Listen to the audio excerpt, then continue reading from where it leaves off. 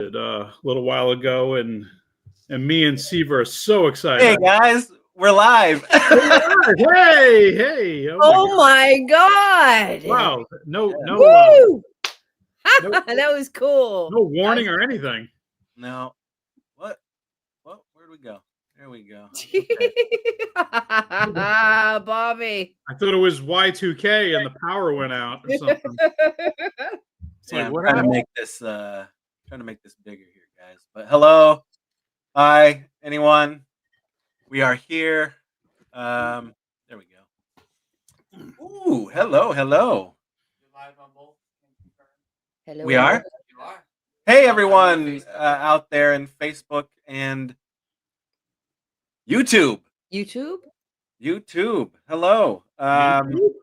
Welcome to the 25th anniversary of Mulva Zombie Ass Kicker. Woo! Yay! Oh my! Who are those random people that are behind you? So Who are these they? are my stalkers. They'll always have your back. That's right. They're very right. cool. Thank you, guys. Yes, these are some fans from Maine, who I let into my home. Strangers. Oh, hell, why not? You're good like that, Chris. I know. You're good like that. He is. So they're gonna help out if we miss any questions, just to make sure we got everything going on here. Stream wise, I've never done this. Going to multiple places to stream. Yeah. So this is new for me. Where is it streaming? Besides, like, Yeah, Facebook streaming to Facebook and YouTube. Oh, YouTube. Okay. So if we have any questions from either, supposedly it'll come up. They'll come up, I guess. I love your mug. Thank you.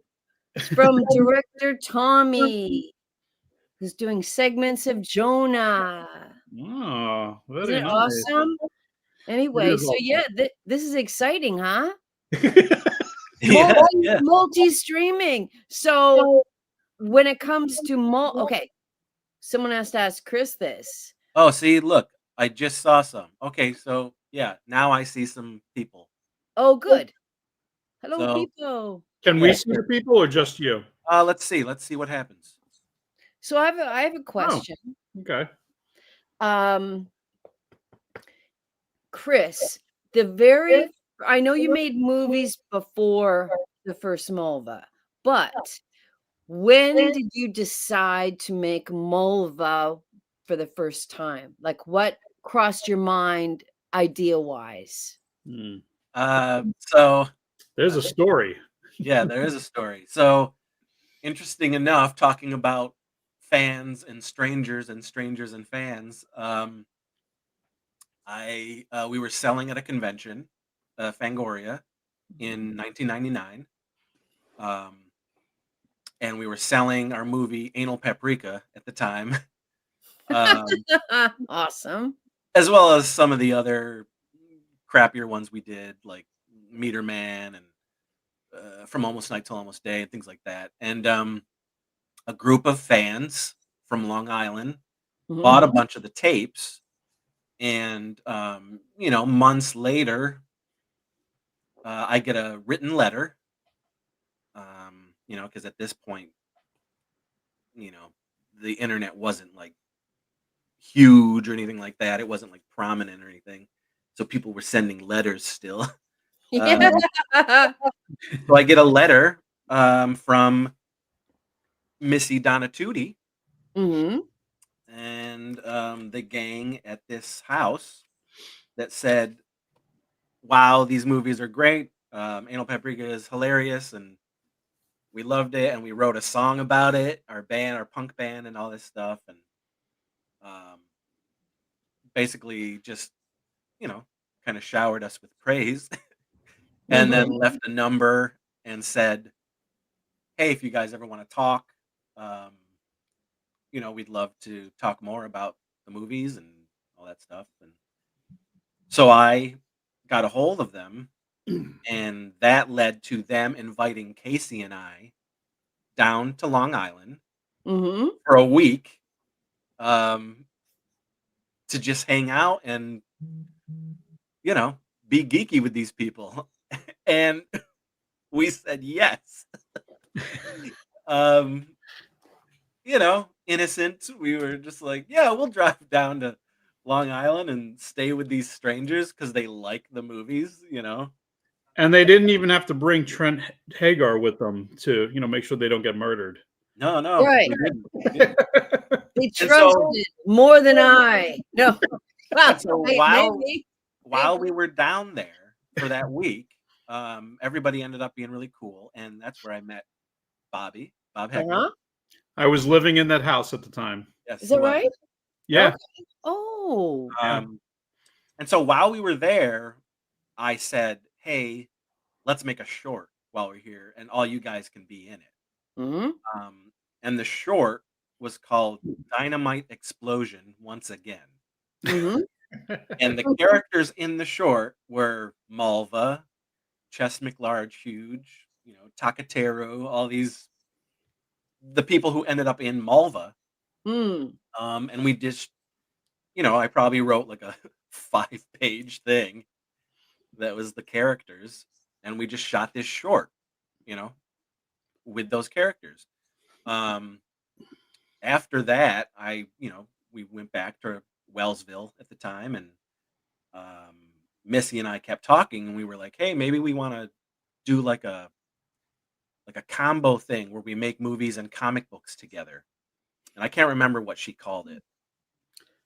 Golf shirt, I think it was called. Was that the company? It said it was something, maybe bubble gum something. Anyway. Oh yeah, it doesn't matter.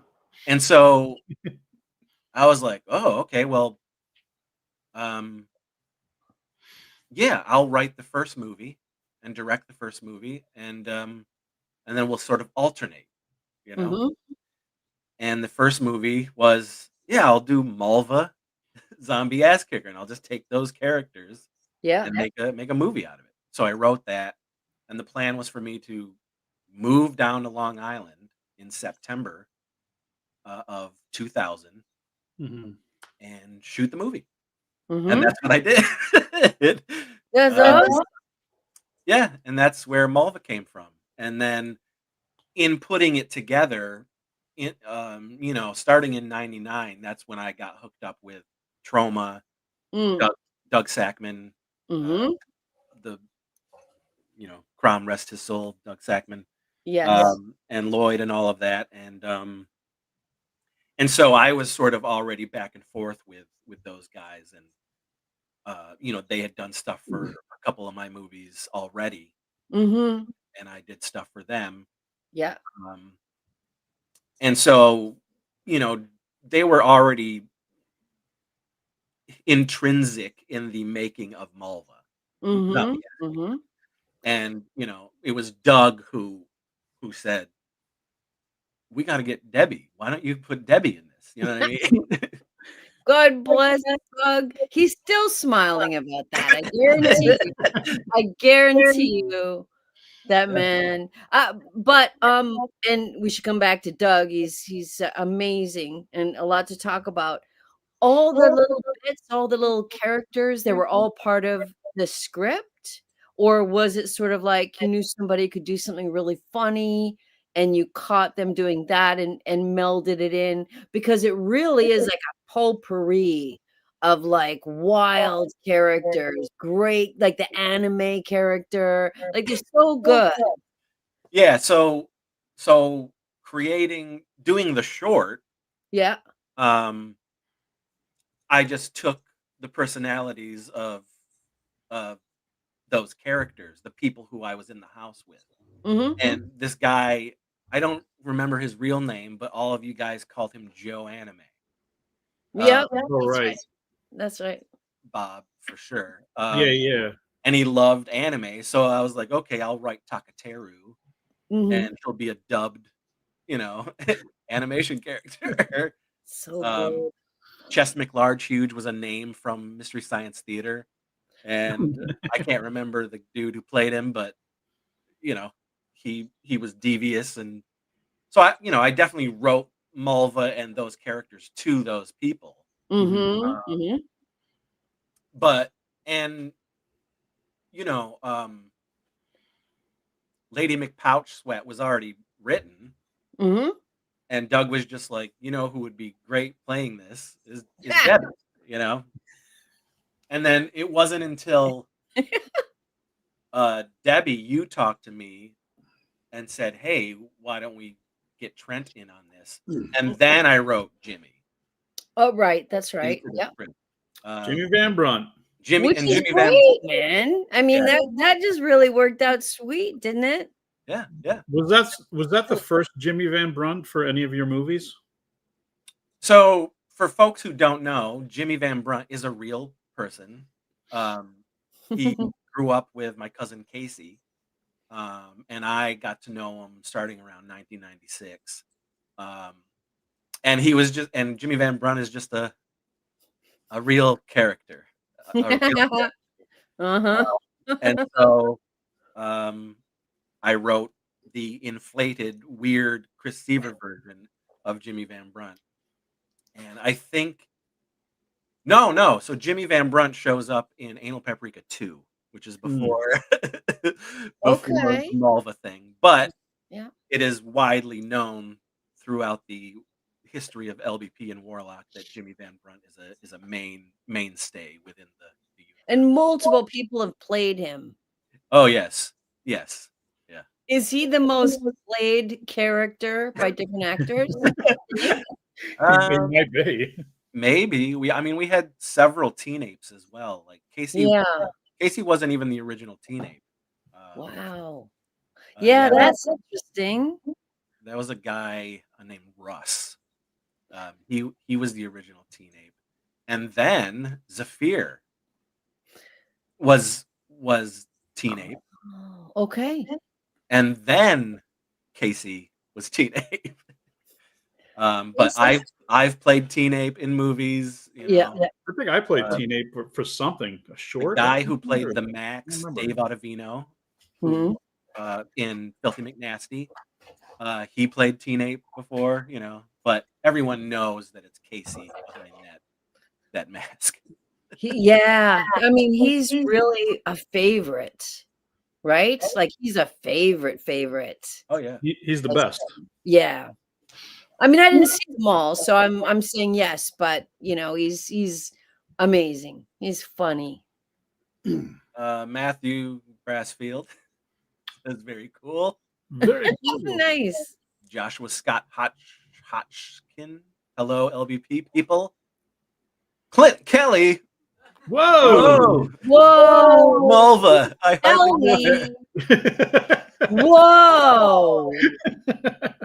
I hardly knew her. People know Clint. He has been with us since 2011, and he shot the new movie. Wes Allen. Hello, Wes. Congratulations, everyone. Mulva returns. Hey, Wes. JoJo. So good to see you, Debbie. You are a beautiful actor. Oh, dang. I can't wait for you to see the one we'll talk about anon. Yes. Right? Can't wait for that. Thank you. Thank you very much. That's nice. So yeah, and then what happened with Mulva, and I think hardcore fans will know the sort of history of what happened, as far as how did it end up so that people could actually see it, things of that nature. But I ended up moving back home to Wellsville and then Rochester. The editing of the film was precarious, to say the least. So the movie, this is not as known, but the movie was actually shot on mini DV. And that was the first time I had ever done anything with digital. video. But Missy, who was playing Mulva, did not let me take the footage. It was her camera, and she paid for the movie, basically. Okay. And so when I was heading back home, I had to record all of the DV footage onto VHS. And that's what I had to edit. So that's why people think it's a shot on VHS movie. Yeah. You know. And so I did a couple passes on the edit before I ended up sending the tape to Debbie. Mm-hmm. And then Debbie was on the set of Dead and Rotting for Full Moon. Yeah. And Bookwalter. And, you know. You just happen to have it with me. Yes, she just happened to have it. Like that? That's like kind of like a Hollywood story. I just happen to have this, one copy tape with me, and I'm going to entrust it to you. It's the only copy in existence. Yeah. That's your who is the actress, I think in the 50s, it was discovered in the what the hell is it called? Like the malt shop or some damn thing. There was one of these actresses, right? She was having this is probably made up by Hollywood, but it's kind of like along those lines. Like it's so random. Urban legend. Yeah. But I love it. It's great stuff. Great stuff. Yeah. Everybody's like, what is this? What? And then, went from there. Yeah. Loved it. So Debbie basically showed it to people. It got thrown around and in the hands of Mr. J.R. Bookwalter. It literally got thrown around like hot potato. Yeah. Give me that tape. Give me that tape. And for some reason, he thought it was funny. Yeah. And that started the whole thing, really. I mean, I remember Debbie calling me at Casey's dorm room at the time at college. And Debbie called there and said, "Hey, Chris, there's somebody here who wants to talk to you." I'm like, "Okay." And she puts JR on. And JR was like, "Hey, I thought Mulva was really funny. And, yeah, it's rough around the edges, but the comedy is coming through and the characters are coming through." And basically he was like, "Does Troma have the rights to this?" And I was like, "No, of course not. This thing, because at the time we were really only gonna sell it on VHS at conventions. That's it. We weren't anything. We were just a bunch of kids, a bunch of 20-somethings, like making dumb movies in their backyard." And he says, like, "Well, do you want distribution?" And I was like, "I don't know what this entails, but yes." But yes, I want this. I want this. Yep. And that started it. That's awesome. We made a deal for Mulva, and then through that deal, Filthy McNasty was born, which Debbie also starred in. And that was fun. Damn, that was fun. And then the first time they show up are on Full Moon DVDs. Yeah. So isn't that funny too? Isn't that funny? Thank you. Bobby's got it, man. I'm on it. Isn't that great though? That's crazy. It was insane. Crazy. It was insane. Filthy is on this, and what Mulva was on Hell. Mulva is on Hell Asylum. Yeah, that's right. Hell Asylum. I don't own anymore, but and we'll always keep this because I actually really like Dead and Rotting. Yeah, it's a great movie. I think it's good, and it has also Trent in it, and it's a movie. Like besides that, but it just also happens to have Trent in it as well. Nice double feature. Jimmy Van Brunt in it, but it's pretty that's good. Can you? Is my voice okay? Because I'm hearing feedback, which is fine for me, but you guys don't hear it, right? It's echoey. Oh, really? Okay. It's good for me. All right. I mean, it's fine. It's not that Not distracting. terrible. Okay. We'll keep going. Anyway. So yeah, that's a great story. That's a great story. I love it. Yeah. I mean, we've said it over and over and over again, but the train of reaction, it was very wild for some kid who grew up in Wellsville, New York. This type of thing wasn't even a thing. Me watching shot on video movies in the late 80s and 90s, making backyard shit fests, not thinking anything. And then I end up hanging out with people that inspired me. You know what I mean? It was so bizarre, from Doug to Lloyd to Debbie, and then Debbie is the catalyst for national distribution. And and then you have like JR and then Full Moon and even Trent, all these people. Now the thing that I got corrected with your story was, it may seem very small and insignificant, but in my whole memory of things, I thought you were originally from Long Island and you moved to Wellsville. So then I just learned something. Yeah. It was the other way around. Okay. Yep. So it was even more random that you were there, right? Yes. It was meant to be. Yeah, What crazy. else could it be? Crazy. A bunch of random stuff. Because otherwise, like, would we all be getting to Wellsville? Maybe, but it's not as likely. The time I did go to Wellsville with Lloyd, we drove there in a snowstorm I know. for right? For a Remember that? karaoke kid, yeah. Karaoke kid, and it was brutal. Like, the storm.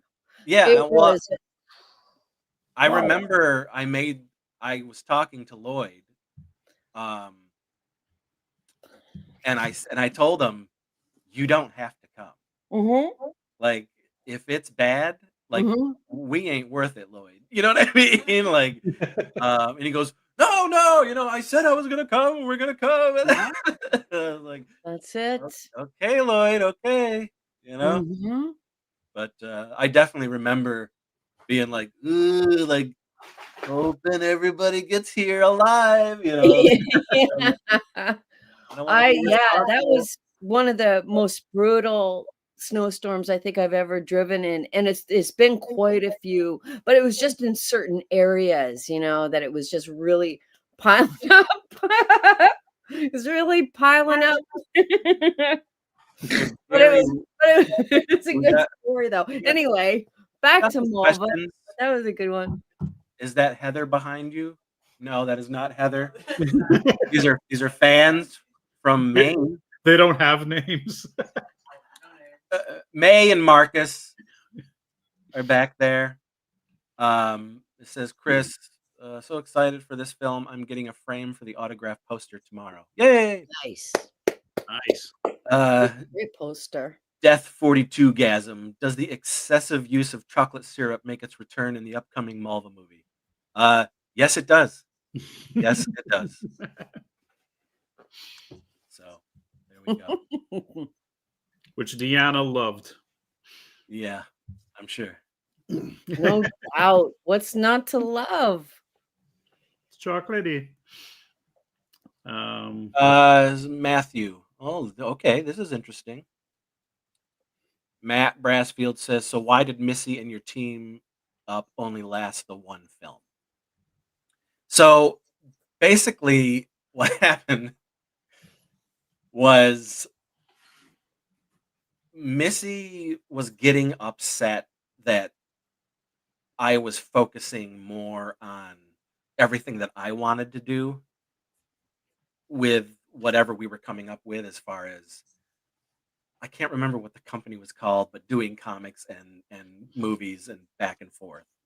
And I guess was just so set in my ways that I was just like, well, now I want to do this next. You know what I mean? Because I was just like, oh, I'm on a roll. We just did this, and now let's on to the next one, which is what I did before. and I didn't have to worry about anybody else. And there was certainly no like contract or anything like that signed.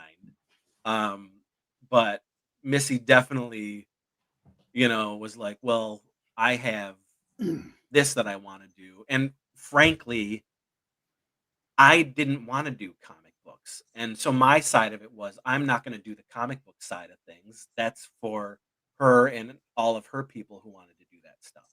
And I just didn't have ideas or, you know, inspiration or anything like that to even want to do comic books. So I was immediately on to, oh, my next idea, I want to do this.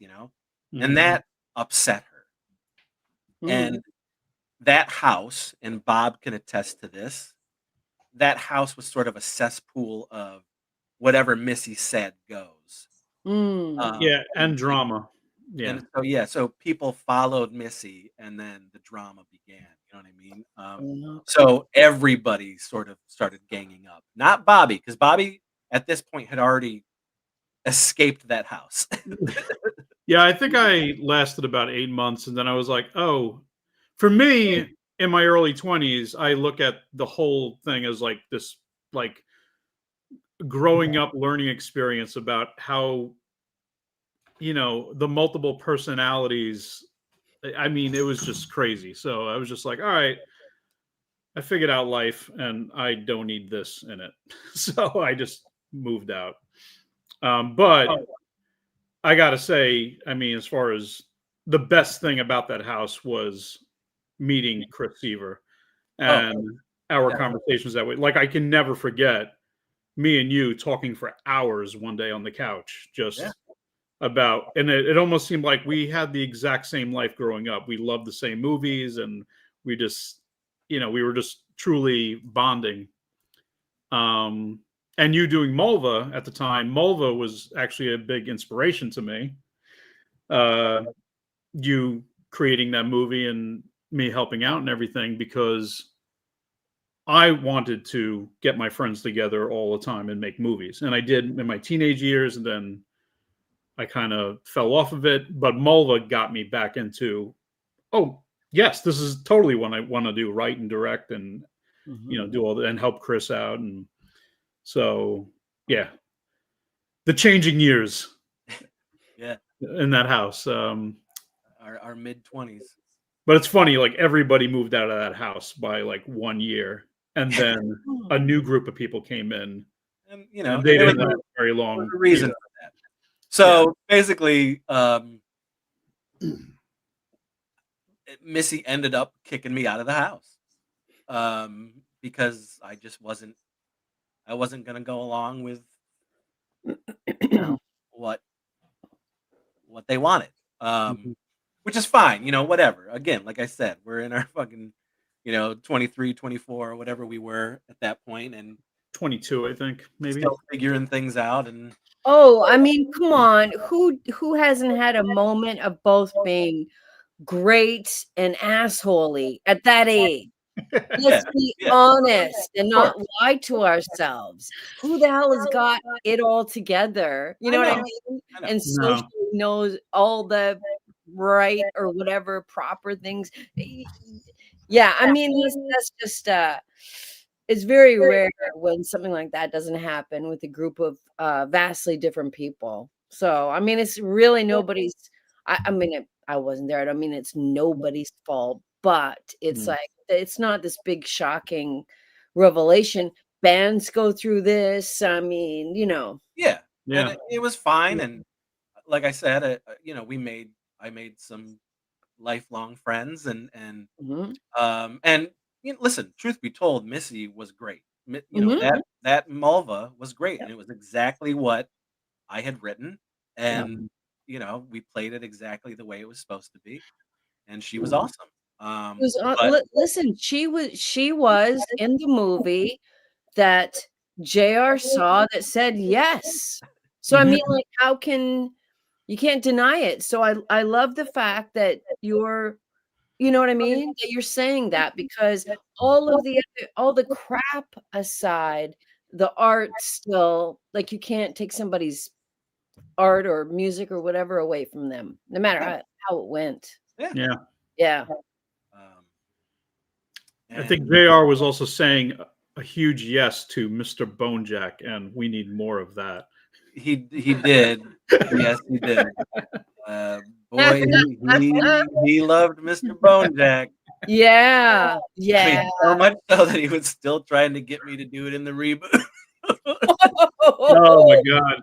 Wow. Wow.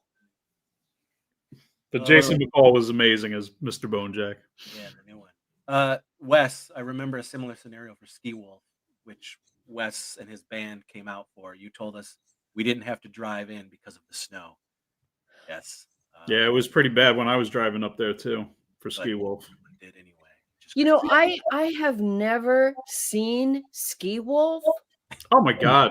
It's classic. I mean, how did that happen? And you know, how was that like a whole experience working with Trent and making Ski Wolf? I mean, not to get off track here, but I was always curious to ask you that.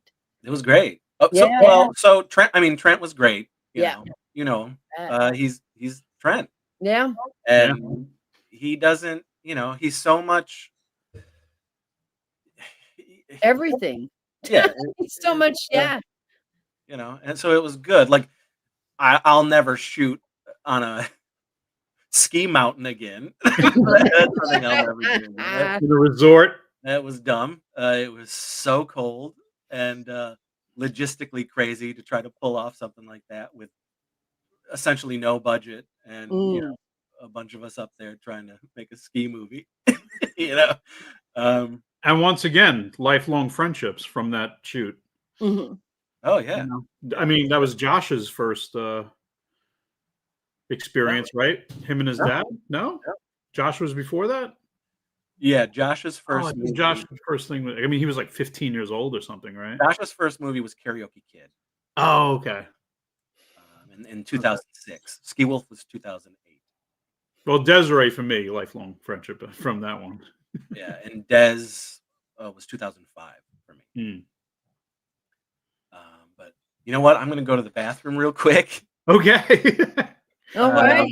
Pee break. Here's another question. Somebody. How many Ernest like ew and cursing the name of John Stamos can we look forward to? I don't know. That question had to be paused for Chris, right? Yeah, I think so. Yeah, I think so too. My cat is being very unruly. He needs a lot of attention. Get down. Stop. I don't want to leave and move him. So maybe we should talk to the fans. Fans on the couch. How did you meet Chris Seaver, and you traveled all the way from Maine? What's the story there? What was your first Chris Seaver film experience? Let's see. Was it last year? We found out about his movies through Tubi. Yeah, they popped up. We were watching The Vampire Lovers. We're on a big vampire. Yeah, the Hammer horror one. Mm-hmm. Okay. Up pops in the watch next section. Taint Light. Right. Okay. that was the first experience. How the magic happened. That's really good. I love it. So you were like, we love your movies, and he was like, all right, come down and stay with me for a night or two. Yeah, we got in contact because I had left a YouTube comment on his Tear at Blood Fart Lake music video, the little dance number. And from there, we just started talking. And we've been chatting ever since and hanging out. Love it. New friendships are born. Exactly. Yeah. Scarlett Johansson. Yes. I recognized her immediately. By the way, Debbie, about Dead and Rotting. Yeah. The Puppet Masters Castle Freaks podcast. Yeah. Just aired their episode of Dead and Rotting today. So I guess after the interview with you, they were like, we better get on that. And, they just reviewed it. I didn't listen to it. That's right. That was a great interview, by the way. Oh, thanks. Great guys, great guys. Really, really intelligent. Yeah, Did yeah. homework. I mean, they've got a huge following, massive following. I mean, not like Chris Seaver, but one day, Yeah. one day. I mean, we've got 5s of 10s of people. Woo! That's right. Some of them sitting on the couch. So Max You were on says, the couch. I'm only here to see if the Sieve goes topless. You know? I think Me I'll- too. Oh, there was a question that we couldn't answer. It was about. Oh, the Oh, Stamos? yeah, Yep. John Stamos and how many? Oh, I can't remember how many is in the movie, but there probably is one in the new one. Or throughout the movies that I've made. Who know? Countless Ernest Jim Varney is cursing the name of John Stamos. Can we look forward to? Stamos. Yeah. What There's about probably Stamos? There's probably a mention of Stamos in the new movie. Maybe. I don't know. I don't haven't seen it. know. I don't think so. But I wasn't there for every scene, mind you. You guys would know more than me, but I was kind of remiss to not see even a photograph of John. Those Why days is are it? long gone. What happened? Jesse and the Rippers was You know, meant. the shtick got old. The shtick got real old. Oh, holy cow. Okay, you're in, you're out. That's it. That's the Yeah, business. man. You know, That's it. the shtick was, I mean, we did it for so long. It was just like, okay, is this funny anymore? I don't know. So Jerry Roth says, Ski Wolf helped get my interview career started with interviewing Alex Lakehurst. So if it wasn't for Chris, I wouldn't have an interview career with names that big. That's Okay. nice. Appetite says, hey, I just discovered Seaver movies recently. Sweet. Very What have you seen? Let us know. Yeah. There's a lot of them. Jerry Roth. Super Troll met Debbie Rochon. Yay. Power. Own it. Own it. Own it. Alex, a stream full of talented individuals. Thank you, Alex. It's nice. Of course, Very Andrew. nice. I'm one of those 5 fans, says Andrew. Whoa.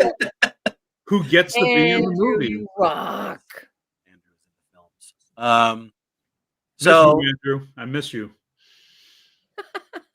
This one right here, Debbie, what sold you on taking the role of Mulva 2?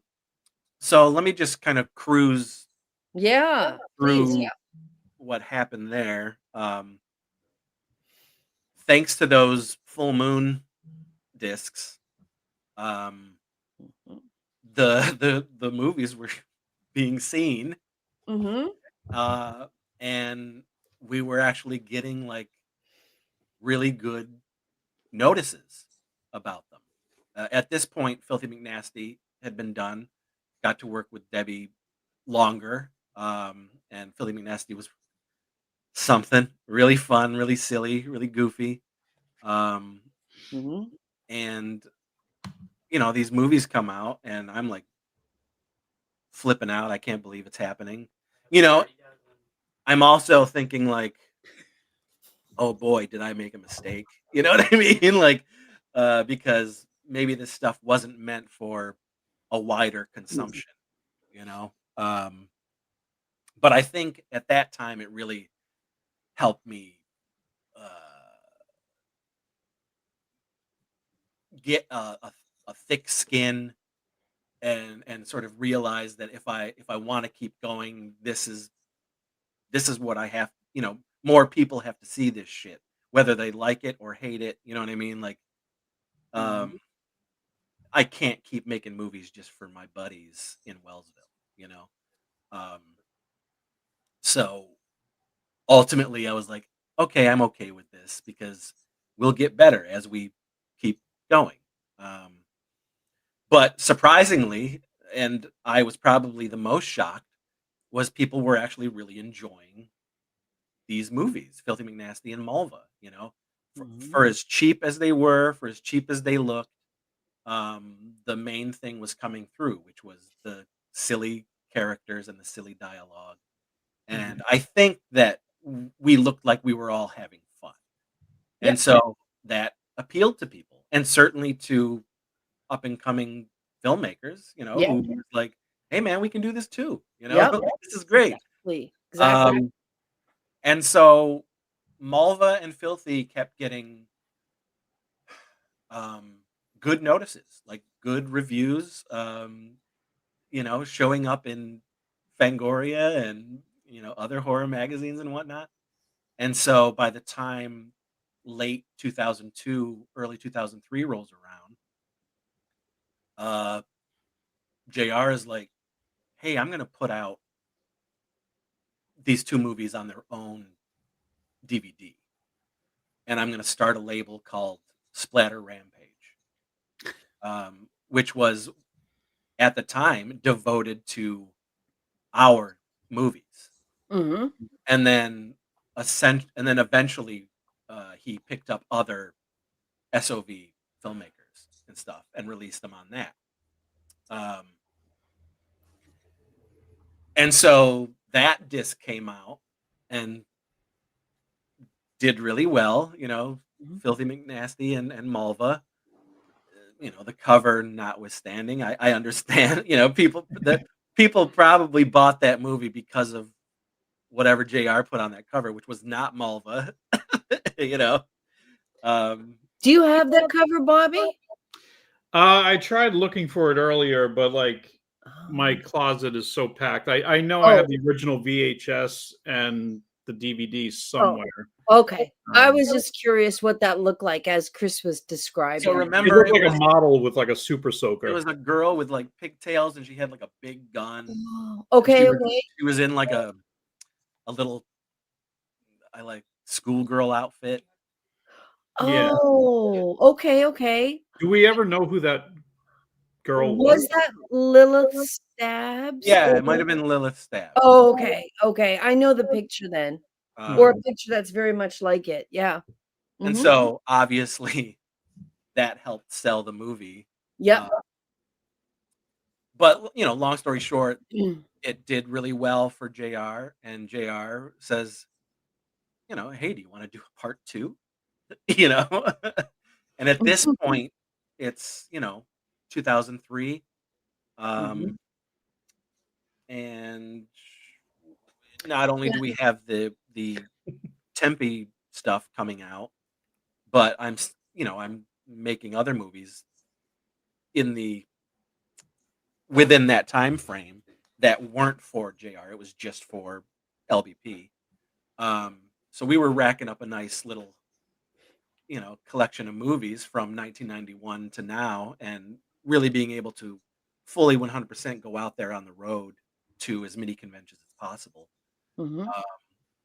And The original VHS. Oh, that's the original VHS. Yeah. That's fun. Yep. That's and so JR was like, hey, what should we do? Do you want to do a part 2? And I had been thinking of if we were going to do a part 2, let's poke fun at Kill Bill. And I wasn't quite sure how we were going to do that yet, but I just thought that would be pretty funny. And and JR and I had some back and forths about, well, who would play Mulva, because I don't think Missy is going to do this. And at that point, years, it'd been 4 years since we shot the original, and there was certainly no ill will. And No, you asked her, didn't you? yeah, so JR ended up doing it. JR asked her, and she just said no. I'm good. Yeah. That was then. This is now, and So basically, what Misty, to answer the question, what she turns down is usually what I've got to pick up. No, I'm kidding. Throw that in there. Go ahead. Well, so here's what happened. Yeah. So we had to rethink everything. You know, like, okay, what are we gonna do? And then JR said, what if we had Debbie play Mulva? And I remember like instantly laughing because it was like, because at first my head goes right to you playing Mulva the way Missy played Mulva. Right. And I'm Yeah. like, oh my God, how funny would that be to see Mhm. her let loose like that? You know what I mean? Yeah. But Yep. then that's when the Kill Bill stuff sort of like pushed into it, and I was like, no. Like, let's we can really play off of Kill Bill and make it so that after the first Mulva, she goes into a coma Mhm. because of Teen Ape, and when she wakes up 5 years later, she looks like Debbie Rochon. Which is a It's perfect. fantasy, or it just Yeah, happens in the coma? It's that's up to the viewer to decide. yeah. Oh, so I mean, yeah, and just to underline what he's saying, the reason why I would say yes is because at this point, I know Chris. I'm having a blast working with him. It's so much fun. I hear about the concept, and as soon as I get the whole idea of ducking flying paper plates, I'm like, oh, of course I'm gonna do that. I mean, I can't even. When will I ever get to do that again? So, Yeah. but it really, I have to say, it really was so much fun to make. Yeah, so Debbie, at this point, Debbie, you had done Malva, Filthy McNasty, um, the the little bit in Anal, Scrotal Vengeance. oh, it's Scrotal Vengeance, Oh my God, and yeah. something in Anal Paprika Yep, 3. you were Yep. you were the storyteller of Anal Paprika 3. Yes. Oh my And God, you that's had right. played Heather and Pugly's mother already. Yeah. I Um, Oh, remember we shot the Scrotal Vengeance and Anal Paprika 3 in your apartment, Debbie. yes, yeah. you did. I remember. I remember my that God, one that of them was I fun. did on the toilet. Which one was that? Yeah. Yeah, that was Anal Paprika 3. If that doesn't say, okay, this actress is really game to have some fun, I don't know what does. I still have photos from that shoot from that day. Do So you really? That's that was awesome. one thing I gotta say, Debbie. And we've talked about this before, but uh, my a cat's puking. But my we do Malva, and I'm sort of starstruck with Debbie and Trent that they're in this like no budget nothing movie, and I'm thinking like, oh my God, these guys are stars. Like, how do I act? Is this going to be nerve wracking or whatever? But it quickly became like, oh, these are just really cool human beings who love the art of independent film. No matter Mhm. what it is, these are two individuals who love helping people bring their visions to life.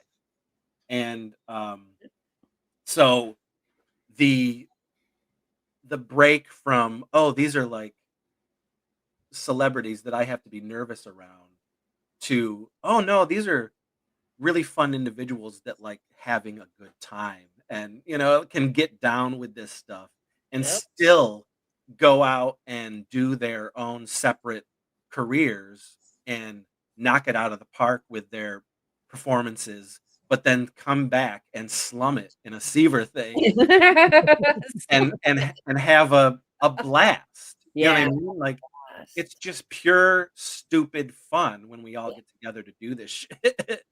Yep. And that was something that was so like, it meant so much to me, and to be able to go back over and over and not hear Debbie say, "Fuck you," you know, like, Stop already. you know, um, Enough of this silliness. yeah, but she was like, "Let's go." Yeah. Okay, let's Yeah. do this dumb shit.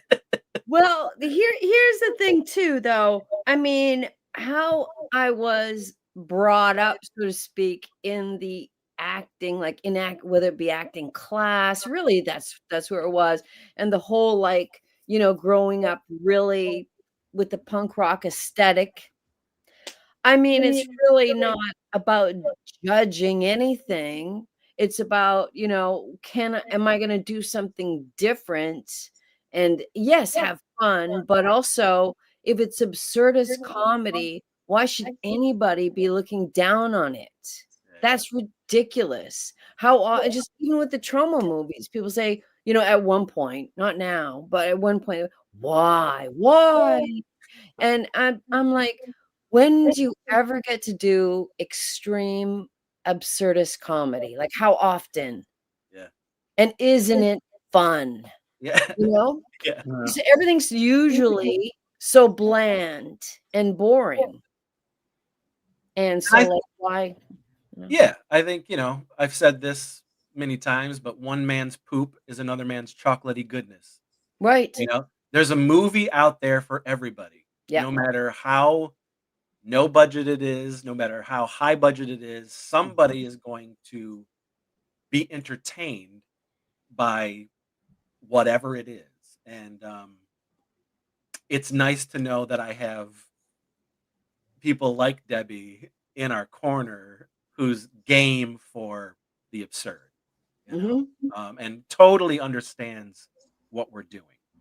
This is not a group of people who got together and thought we were making like, highbrow cinema. And, it wasn't that. It was a group of people who got together to make people laugh. That's all it was. Yeah. Yeah, really, really. That's exactly what it was. And loving the people that you're around is a big part of it too. Yeah, 100%. Right? Absolutely. So on to Mulva 2, guys. That's really how it happened. And I think after JR and I sort of settled on what we wanted to do, it became a sort of trifecta between Debbie, myself, and JR, sort of getting the movie ready, setting it up, talking through how we wanted to do it, how close to the parody were we going to do. This was the first time we even had a budget to be able to pay people to make gore and costumes and stuff like that, and so we had this woman Emily, talk with Debbie about the specifications of the Kill Bill suit and all of that, and yeah, it was just really cool. It felt a little more, I don't know, polished, as opposed to everything we were doing before that. Even though it's still a shot on DV film, it just came together a little more quote unquote professional for us at the time. And as silly and as absurd and out there as it was getting, everyone was sort of really excited and on board, giving 100% to, giving themselves over to just how silly it was, but still putting in the time and giving a shit about it. And so, the summer of 2004 comes along and we're shooting Mulva 2. And, and that was a whole other thing, because Mulva 2 ended up being like, at the time, Mulva 2 was really big for us, and I think it helped with having Debbie front and center.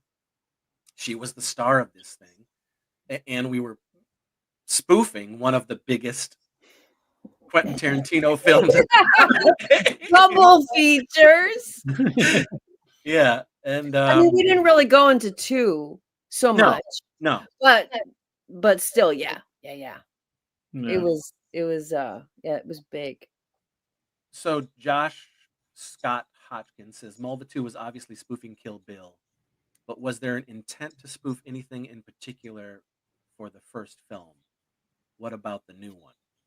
Oh, good questions. So yeah, Kill Bill, the intent was to spoof the first Kill Bill.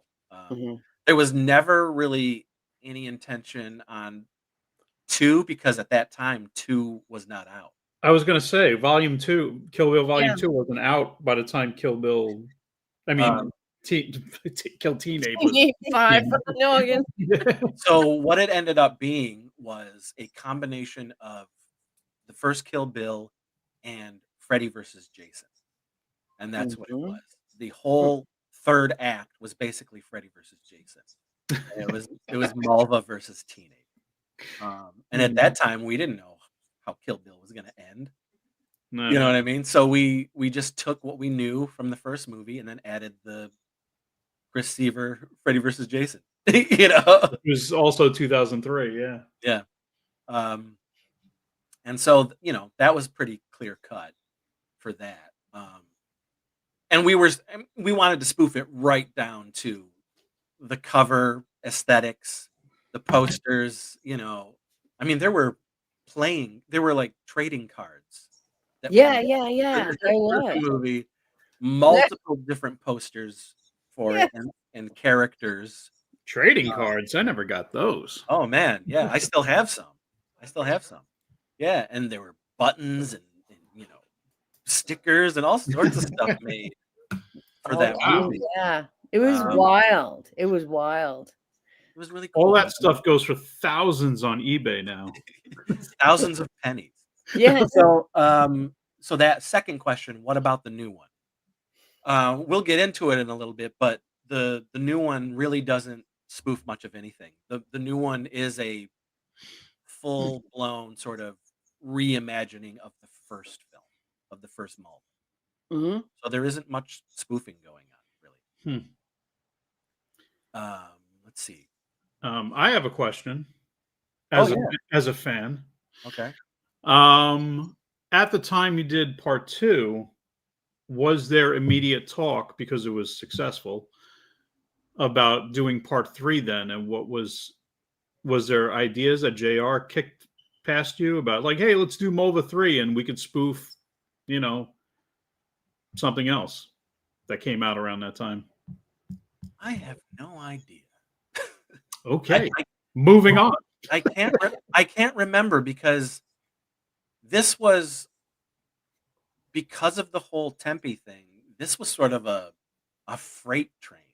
It was like one movie after the next, because the same summer we were making Filthy McNasty 3 for Tempe that we shot Mulva 2.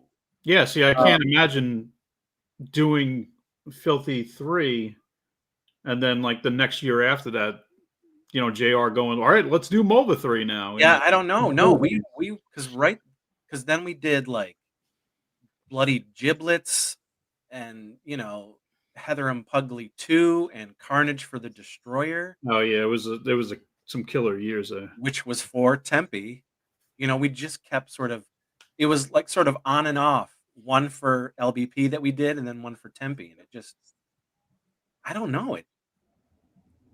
And then around 2008, we ended up working with SRS Cinema and doing movies for SRS, doing movies for Tempe, and doing movies for LBP. So it was just maybe you didn't want to do Mr. Bonejack in that time. No, because you did Bonejack after that. We did Bonejack and Teen Ape up until 2007, and that was the last time that was really me saying, okay, enough is enough. Like, what movie was that in 2007? We did Wet Heat. And Teen you Ape retired in Wet Heat? And Teen Ape Goes to Camp. Nice. And good choice. And there was an unfinished film that we tried to do in Atlantic City that time. Oh yeah. That had Bonejack and Teen Ape in Atlantic City. It was going to be a spoof on the Hangover. That was 2011. 2011. Whoa. Yeah, and it was just unfinished, and that was a Yeah. mess. But it That was fun. I had a good time in sounds Atlantic City, though. amazing. And That that sounds was amazing.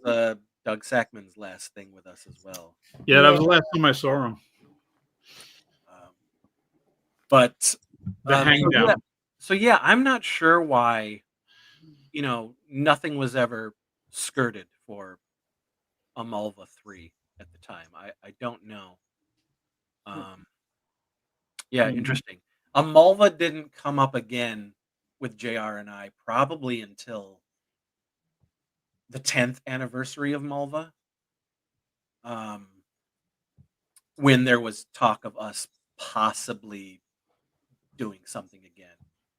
And we had talked about Debbie again, JR and I. But I'm not quite sure why it didn't sort of Josh, you got to read Josh's comment. He said, "Don't forget he was in Monster Nuts." Let's see. Where was Josh? Oh wait, Can't read that well. You could see it better.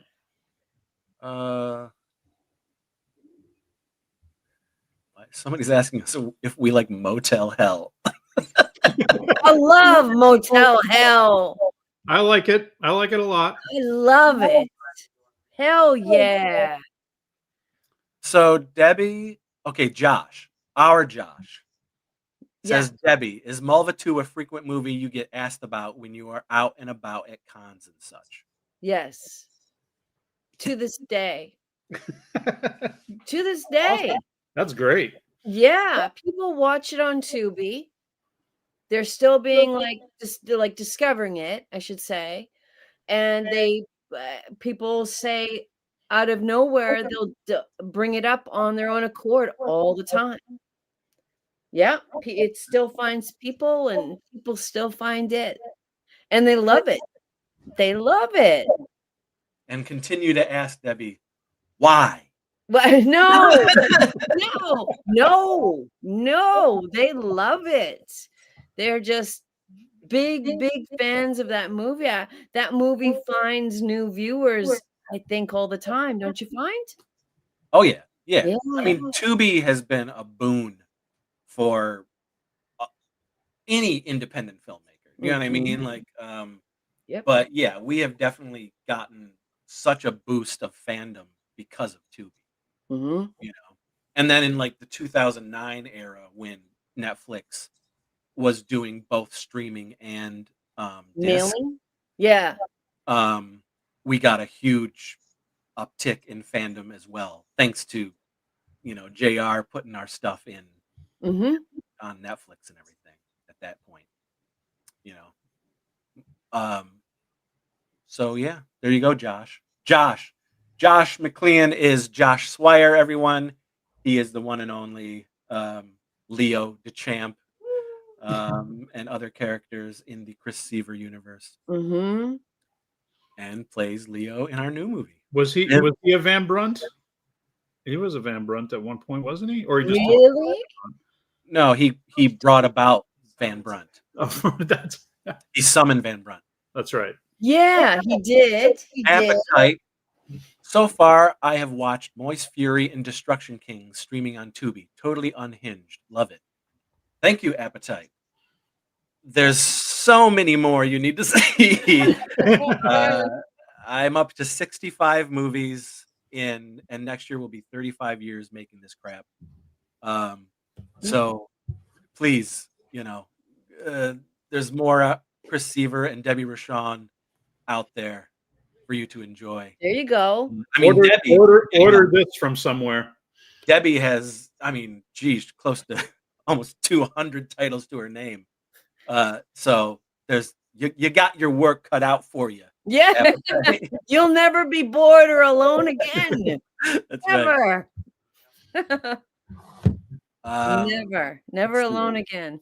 Alex says, "What was the best LBP fave film from each of you guys?" For me, as far as making or what I like personally, because that's two different things. Ski Wolf is one of my favorites, but making it wasn't fun.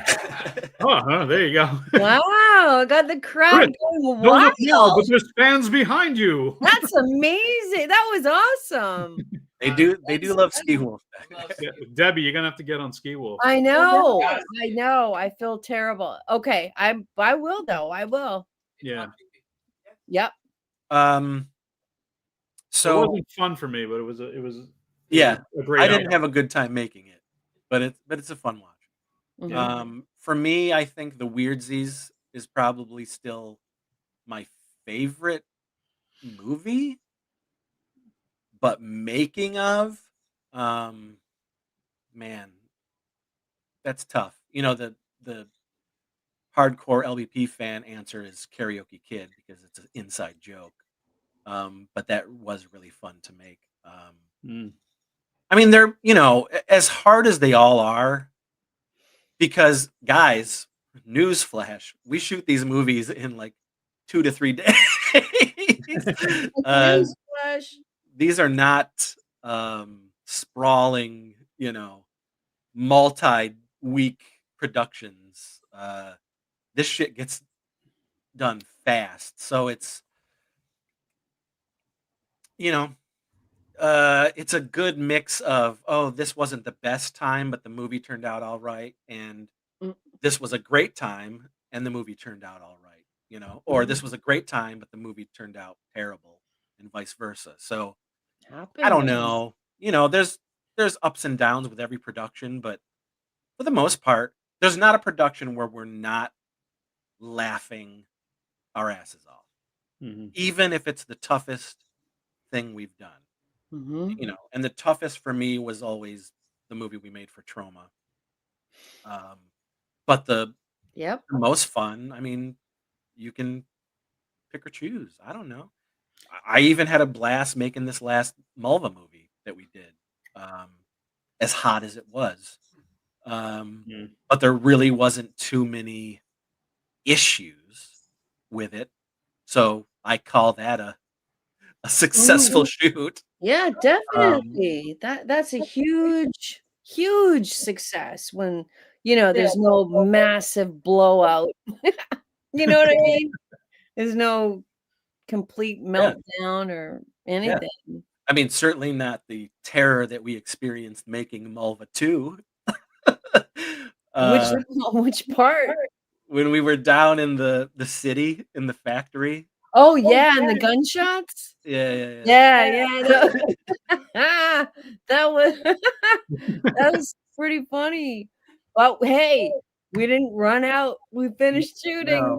No, we did You're just like, hide. We "Well." did. We were hiding. Yeah. Um,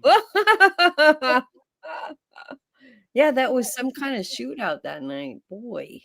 Yeah, weird. Let's see. Jerry Roth. Will more characters from the Sievage, LBP, Warlock, Midnight Kids have cameos of appearances? Yeah, there's always going to be characters popping in and out. Not like too old school, but more recent characters that people tend to love. They'll always be there. Even in the new Mulva, there's some people that show up. Death. Not John Stamos, though. Yeah, no John Stamos. This is Yeah. tremendous. I am laughing my ass off. Thank you. Jojo. These movies are such a blast, a great break from the serious BS of the world. Thank you for these. I'm devouring them on Tubi. Thank you, Jojo. Yeah. How many are on Tubi? I mean, did you personally put any of them on there? No. It's That's through all. SRS and- It's all JR and SRS. Okay. I Mhm. personally do not know how to get movies on Amazon and Tubi and all that stuff. That's all them. Mhm. So I don't know. And it's any given, like there's some random streaming sites out there that happen to have the movies on them, Yeah. and I have had fans write in and say, "Hey, I saw this movie on Scary Roku channel 52 or whatever," and I'm like, Right. I don't know Yeah. what that is, but cool, you know. Yeah. Um, Yeah, you should talk to Sean King about that. I think because he's got his movies on Fossum and yeah, we did a little bit. else. We Yeah. did talk a little bit about that. Okay. There's some like film hub thing that sends it out to like those indie. Yeah, I'm certainly going to Well, look into it for Wellsville Nights and yeah, I mean, it's they're an aggregator, right? I think So so, yeah. whereas Tubi before you could submit your movie directly to them, but then they stopped, doing that. So if you put your movie on Film Hub, then the places go to it and license them okay. what they choose.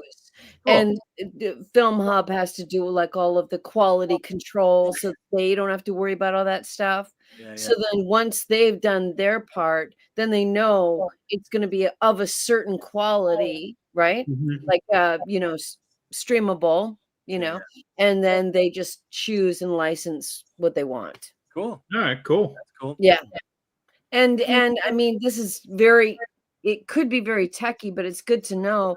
Like Film Hub, for example, if you have an account and you have movies that you've put up there to be licensed, you can actually have on your screen, you could see almost timely, like in the moment, almost like how many people have streamed it, how much money you're going to make, everything. It's just like it's like as transparent as you're ever going to get. Wow, that's cool. Yeah.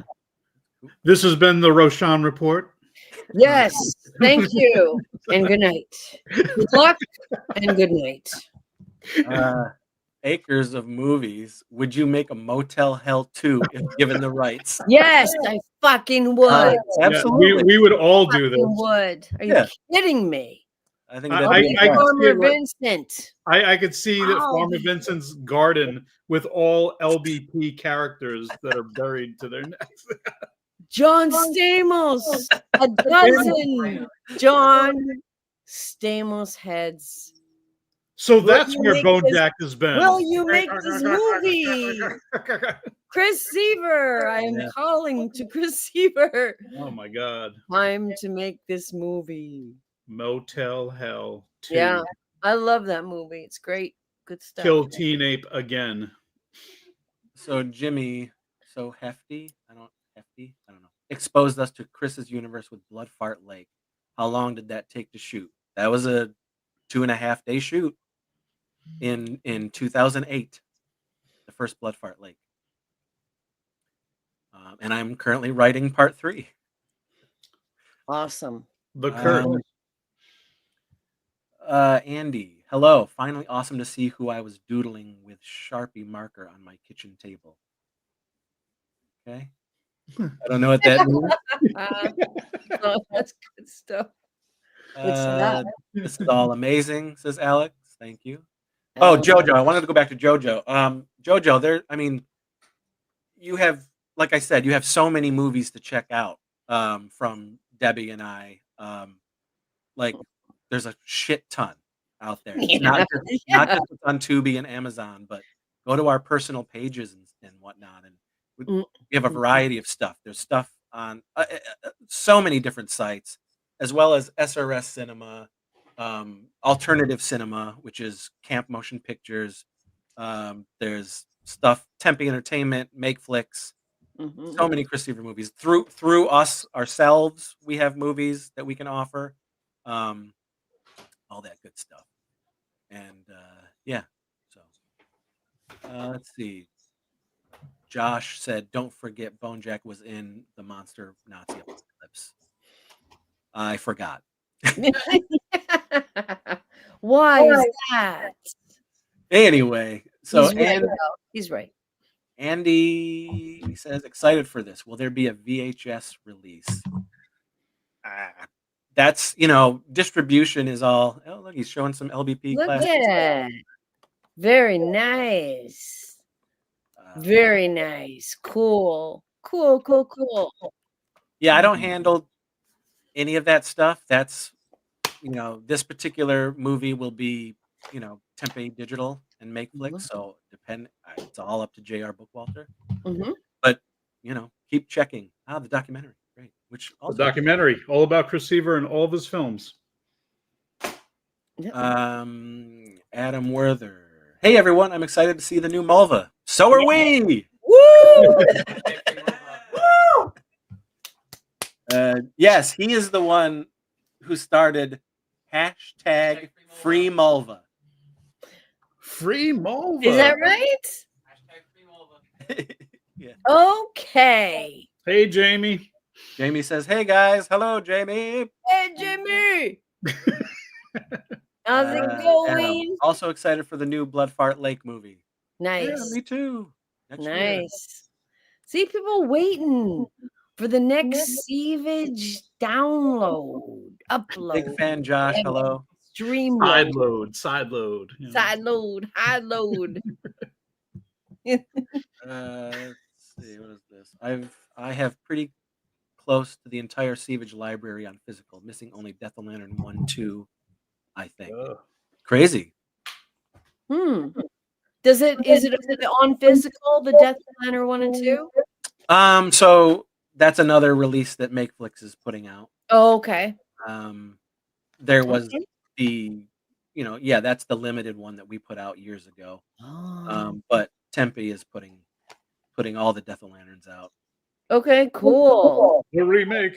So, Jerry, you finish that, or catch up, I should say. There's no finishing, but you can catch up. Hopefully soon. Robert, are any one-off movies getting a sequel?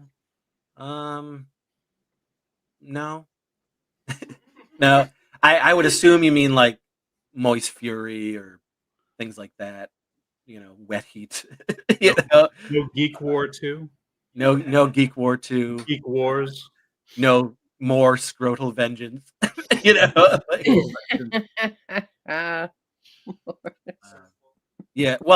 With Ski Wolf, the joke was we were always going to make Surf Wolf, or Ski Wolf goes to Wolf Academy, things like that, But I don't think we'll ever. Josh Scott Hodgkin says Josh Swire is one of my favorite actors in every level of filmmaking. Yep. His madcap eccentricity makes every performance fun as hell to watch. Mm-hmm. Yeah. You will not be disappointed in. I always want to say Mulva 3, Mulva Reboot. You will not be disappointed. I'll just say that. Yes. Right? 100%. Yeah. The reason I love Seaver films is because I can imagine being on set and how much fun everyone is having. You'd be surprised. And take that however you want. Yeah. Right? Because you never know. It's what's going on that day. Mr. POTF2 recently showed my girlfriend her first Seavage movie. Can't say she loved it. Oh, I feel that. Happens. Shannon Hale. Shannon, hello. Oh my goodness, Shannon. Wow, that's a blast from the past. Any future Heather and Pugly movies planned? No. No, there aren't. My ex-wife, Lauren, that's never gonna happen. That's never gonna happen. There will be no more Heather and Puglies ever. But you can get all of the Heather and Puglies on Blu-ray from me in a lovingly remastered 2-disc set with tons of special features, including behind the scenes of Debbie playing their mother. and laughing. I forgot about that. And laughing so hard her fake teeth are flying out of her mouth. Yeah, what happened? Did that character get cut out? No, the mom is in the movie. No, but I'm just saying in the behind the scenes we have the teeth are falling out. bloopers and stuff. Because I don't have there's some titles I don't have physical copies. I'll have to get those to you. Yeah, well, I'll have to, I know you're in so many.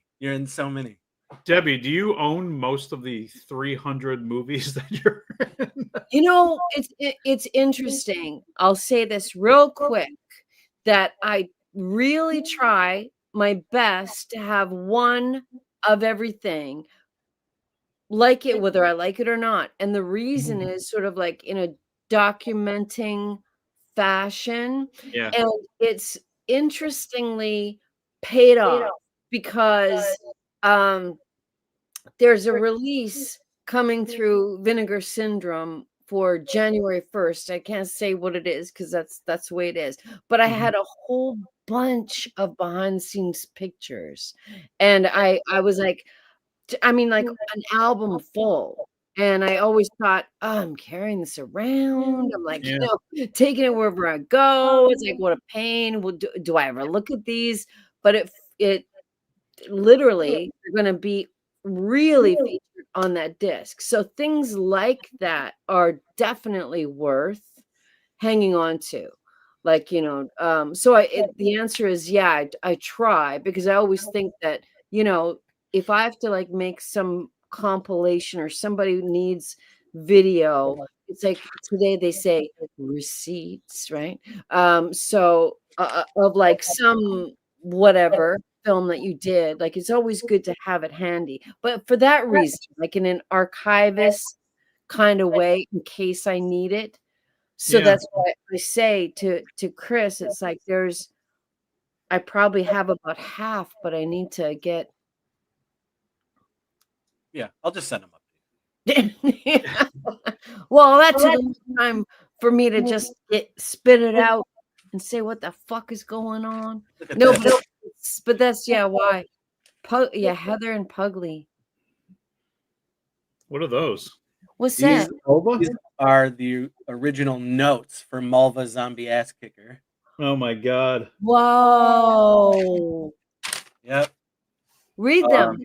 Read them all. And Oh my God. Did I sign Wow. that? this is the script. I don't think I signed No, this isn't signed. This is me scribbling more notes. it. on Oh, the script. all right. This was the second draft, September 12th, 2000. Oh my God. Well, we need to sign Very that. cool. Oh, that would be great. Auction it off for 10 cents. There you go. Oh, that's Okay, we awesome. got some more questions, guys. I'm sorry. So Death says, I believe there are 12 to 14 on Tubi. I have watched them multiple times. Awesome. Thank you. Man. This is Lee. Hey, Lee. Lee was Lee and his lovely girlfriend Colleen were there during the making of Mulva Demon Ass Kicker. They were doing makeup, right? We were doing makeup and sort of driving around, being our gophers and everything, production assistants. But Lee says there are edited, butchered versions of your movies on Amazon Prime. I think SRS. I would recommend not watching them there. Yeah, that is true. Well, yeah. Simon says a Motel Hell remake with LBP character crop would be awesome. Hell yeah. Yep. Jimmy, nice. great. You were an inspiration for us, but it took us 4.5 days to film. Gotta cut it down. Yeah, what you're slacking. You're totally slacking. That is so lazy. Jesus. Adam says, love you guys. Gotta run, but thank you all for the years of entertainment. Talk to you soon, Chris. And Debbie, loved you in Romeo and Juliet. Right on. Thank you. Awesome. Alex, I love the documentary. Yes, guys, people who Yeah. are tuning in or seeing this now or seeing this later, there was a documentary that was made about us 5 years ago now by a filmmaker named Zach Oliveris from Seattle, Washington. And he was a fan of our stuff. And in 2019 started accosting us about doing a documentary. And I said no for many months because I just didn't think we deserved it. You know what I mean? There were several attempts by other people that wanted to make a Chris Seaver documentary throughout the years, and they always failed. Mm. And then it got to a point where it was like, no one cares. No one cares about this. And Zach just kept pursuing it and said that there was a story here to tell. And I got to know him and finally relented and said yes. And he made a documentary. It's called Zero Budget Heroes, The Legend of Chris Seaver in Low Budget Pictures. It traveled the film fest circuit, won him a bunch of awards. Mm. And it finally landed on streaming in 2023. You should get it physical, but it is on Tubi, I believe. Yeah, it is on Tubi, but I'm hoping that Zach will pursue like a distribution deal of some sort. Okay. For it. It would be nice if it got really, a nice physical release from somebody like, Terror Vision or Vinegar Syndrome or, through Saturn's Core, Yep. Ross Snyder's company. It would be cool. It would be very cool. But folks, if you want to know about us from the time I was born in 1977 till up to the doc was finished in 2021, you can watch that doc. Debbie appears in it. Trent Haga appears in it. J.R. Bookwalter appears in it, and a slew of other LBP Warlock and me. Bobby appears in it. And Chris Seaver. Chris Seaver appears in it. Yeah. You're in it for a few minutes. So it's a great. It's just your life story, though. Just quickly, you're briefly in it. Can we get a few words from me? Jerry, is Heather back for Mulva 3? Now, are you saying the character of Heather, or are you saying Heather Maxon, who is a real person who is in my movies? No on both parts. But if you're talking about Heather, the character, played by Meredith Host, yes, Meredith is in the new Mulva. So there you go. Shannon, hello. What is this? Lexi Ronan. Wino mix up with Phil? I would assume why was Phil in only 1 and 2 and then not in the others? That's because we kicked that person out of LBP. He was only in the group for maybe 2 years, and then you got to go. So the main demons in the Filthy McNasty movies became Meredith. She started playing D'Artagnan, the she-demon, in the Filthy McNasty movies. Let's see. Is there anybody from the original Mulva movie? Yes, you and Debbie. Are we the only two from the original Mulva movie that's still around? Oh, yes. That hasn't been fired from. Hasn't been fired by Chris Seaver. Luckily, I haven't been fired yet. Yeah, we got it. It's hard. In the next one. It's hard hanging in there. The things you gotta do, man, I tell ya. Jerry says, almost my first ever online review was for Sex Squatch on Blip, which led to my online reviewer career. Oh, well, very thank you. cool. Thank you for reviewing my movie Sex Squatch, Jerry. I recommend Sex Squatch, but not Sex Squatch 2. There you go. There's Sex Squatch. That's hilarious, Chris. Just part 1, not part 2. Shannon. Also, I wanted to say, I'm not sure many people know this, but we originally wanted Debbie to be in The Stink of Flesh. Well, there you go. Yeah. Yeah. Scott Phillips and Shannon. Yeah. Because I think Trent's in it, isn't he? I think he's in Stink of Flesh. I really want to say that he is. What a shame that didn't happen. Maybe there'll be more stink flesh. Stinkier flesh. Even stinkier flesh. Let's do that. A stoink of Yeah, flesh. thank you, Shannon. Yeah, that would have been Oh, boy. awesome. I'm sorry, guys. I'm trying to get through these. This one's kind of loaded, so it might have to take a minute for us to get through it. Just getting into filmmaking, is it worth it? Woo! Yes. Well, yeah. If you have the passion for it, do it. Yeah, so that's the thing. Like it totally depends on where your frame of mind is Mm-hmm. as far as independent filmmaking. Yep. What your you know. idea of success Yeah, is a big part of it, right? 100%. Mhm.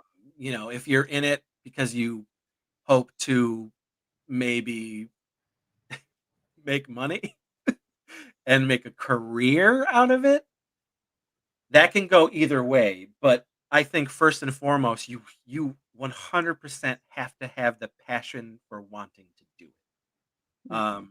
Because that should be the main reason you do it. Yeah. Like something inside you is saying, hell and high water, I want to make these films, no matter what the budget, no matter what anyone says, yay or nay. No, you don't want to do that. If it's in you, you're gonna do it. Mm-hmm. You know, I can't tell you how many times people have said to me, "Boy, I wish you would stop making movies," or me myself have said, "Chris, you got to stop this." And But you can't. I can't. Yeah, you've tried.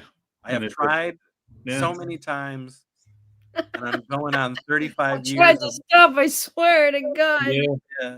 Never expect to make any money too. Like just if you do, that's wonderful. Yeah. yeah. And it's a welcome Very surprise. good. But You're right. But you have to love what you do. You have to, because that's going to be the hook. And if the hook is money or fame, then you're already setting yourself up to be a failure. I'm disappointed, yeah. Because those things are like on the side. How you conduct yourself, like whether you only want to do a certain type of movie to make career moves, that's yet another story, right? But I mean, ultimately, you have to look at all the great actors and directors. They've always made interesting choices. Like, why do you continue to like this actor? Because his taste or her taste in scripts is really good. You know, I don't know. Just gotta not do what everybody else is doing. Do your thing. yeah, and that's definitely 100. That's a great advice. I've said it to people multiple times, is that you don't want to be the next John Carpenter. You know what I mean? You don't want to be the next Douglas Bubble Trousers. You want to be the next whoever you are. Mm-hmm. Like, so make the movies that you want to make. Don't try to piggyback. You know, you can certainly have your homage. You can certainly have your inspirations, like I did. You know, there's winks, homages, full on rips of everything that I loved growing up in everything that I do, you know. But ultimately it became less that and more, okay, this is what Chris Seaver has to say, you know, as a filmmaker. And whether it's good or bad, a Chris Seaver movie is a Chris Seaver movie. And I think people, you know now, like, ooh, I ain't gonna watch a Chris Seaver movie, or ooh, the next Chris Seaver movie. And that's what you want, whether it's bad success or good success. It's success. And you know, run for that. Yep. Oji-san obscura. So I would say that, guys. Colleen, hey friends, looking forward to seeing the trailer and someday the movie. Yes, Colleen was during the production of during the production of Mulva Demon Ass Kicker. Nice. Helped us out tremendously. Jojo, cool, adding zero budget heroes to my Tubi list.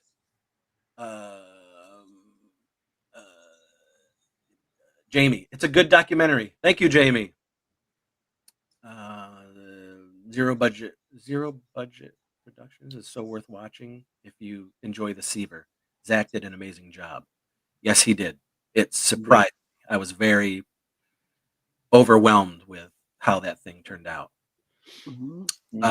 Jerry, Heather Maxon. Okay, Heather Maxon. No, she is not in Mulva. Boy, we got to get through these so that we can start talking about the new one. What were your favorite scenes to make? Acres of movies. I don't know. Oh, maybe you're just talking about the first Mulva, Or the maybe last with one, any of the or the Mulvas. most The recent, I last should one. say. The most recent one, I gotta say, anything with Josh and Debbie is a fucking riot.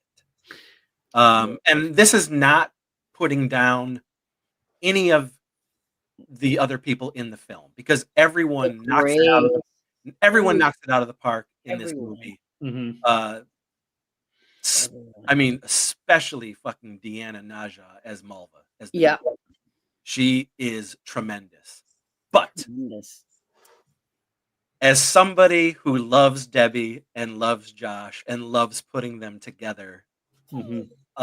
it is a thrill and a riot to watch these guys work together. Right, because the movie before the unnamed, we were husband and wife. Yes. Yeah. And it's a blast to write for them and to watch them go.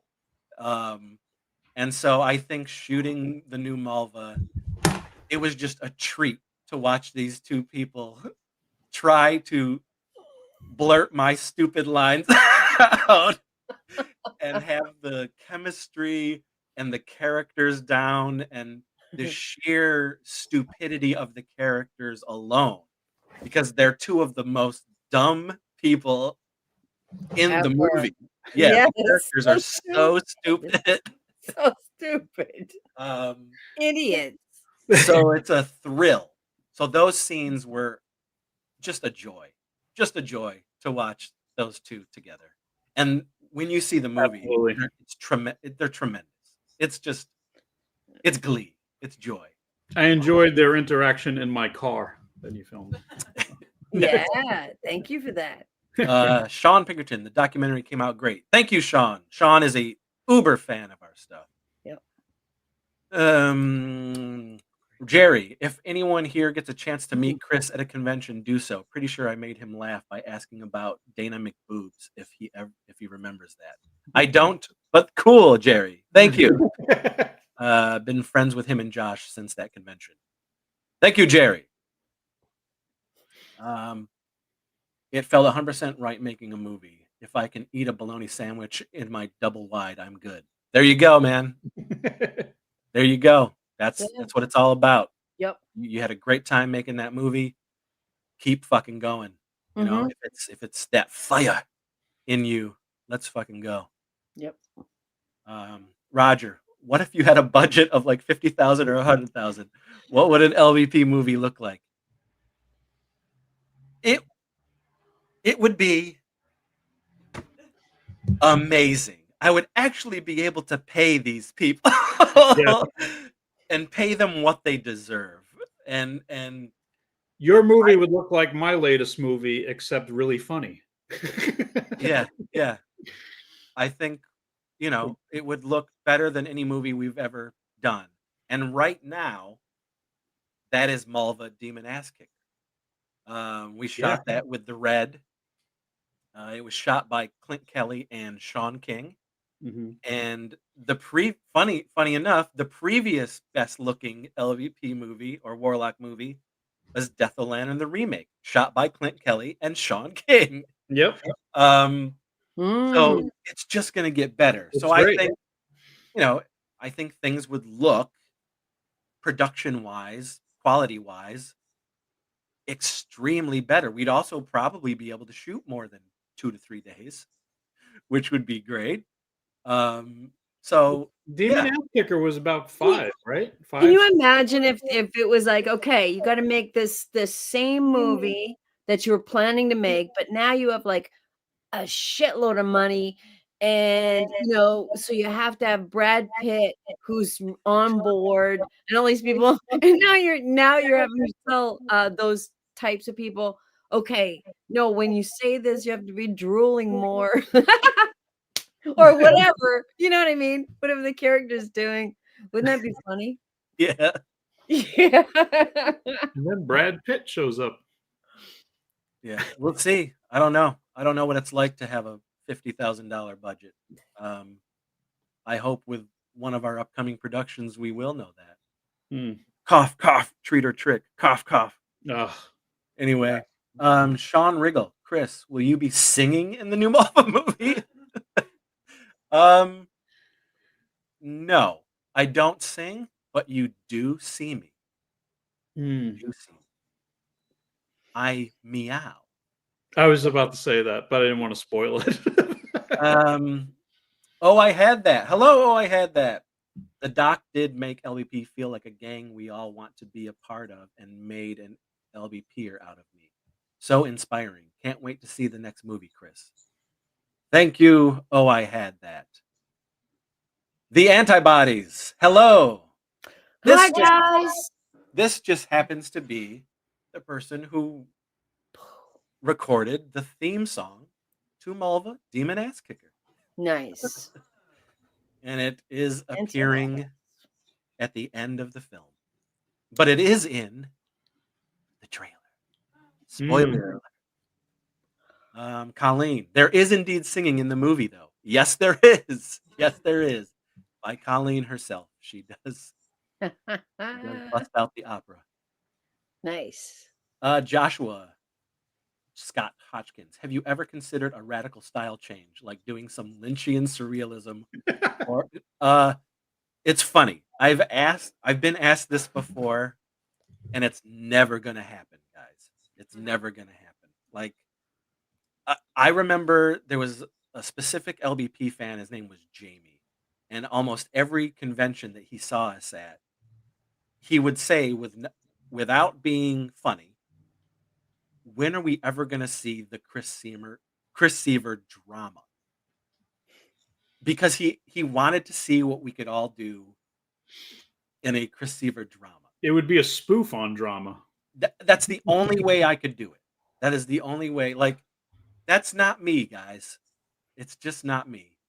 There are millions of filmmakers out there in the world that you can go find that type of stuff from.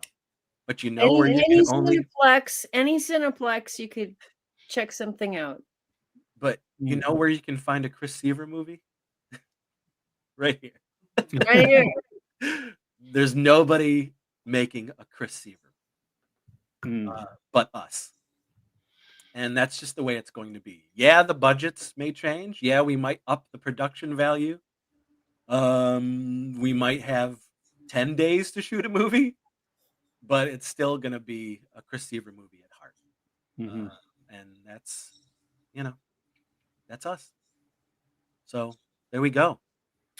Guys, do you want to start talking about Mulva, Demon Ass? Yeah, I want to see this damn trailer. Okay, let's do this. Guys, in 2023, we shot a reboot of Mulva called Mulva, Demon Ass Kicker. Didn't want to do the same thing. Didn't want to have zombies. Wanted to change up the characters. Wanted to change up the cast.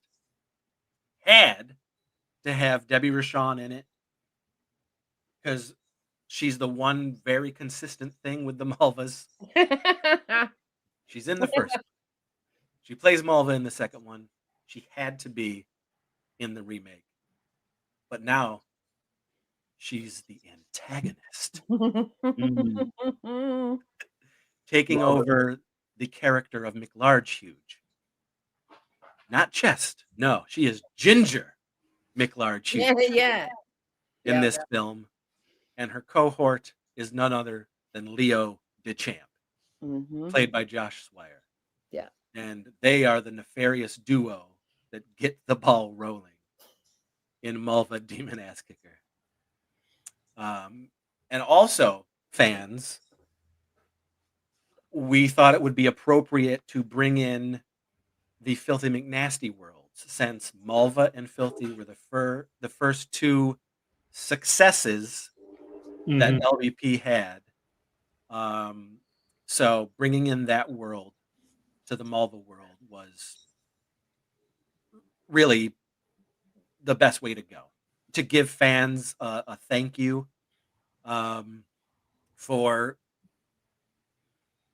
supporting us for 25 years, and some fans almost 35 years of Mhm. me doing this.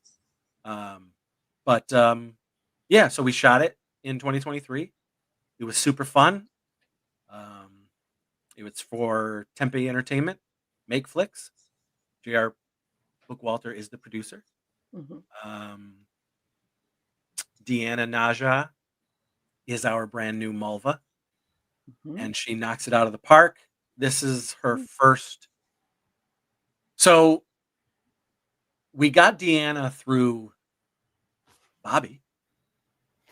Bobby made a very popular Friday the 13th tribute film called Victim No More, which you can see right now on YouTube. Mhm. And he is currently making the sequel called Loose Ends Victim No More 2. I got nothing with loose ends on it. Oh, I got that Uh, poster back there. yes. But Deanna came from being in Victim No More. Mhm. I cast her in Wellsville Nights, thanks to Bobby. Mhm. She knocked it out of the park in Wellsville Nights. She knocks it out of the park in everything. Yeah, she is fucking tremendous. Yeah. And when we went about doing the new Mulva, I knew right away.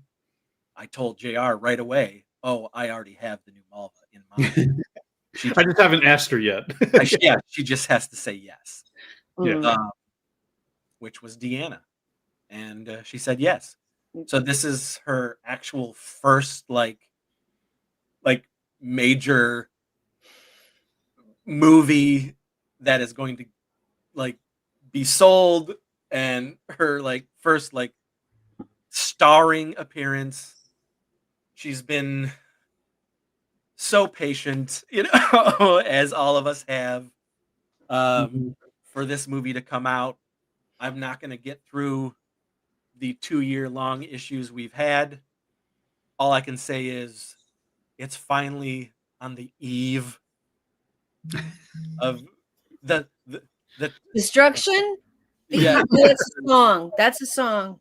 Never the mind. time is nigh. It is coming soon. And in March we were allowed to show off the beautiful poster Mm, um, good. that was commissioned by Tempe Digital, and it looks wonderful, and you can all see it on all of the socials out there. But this, friends, this is the first time we will be debuting the trailer for Mulva Demon Ass Kicker. 25 years in the making. Woo! Ah. Shot by Sean King and Clint Kelly, starring Debbie Rochon, Bobby Heckman, Katie Keating,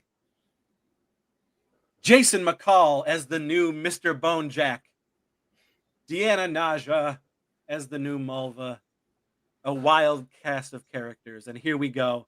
I'm about to show it.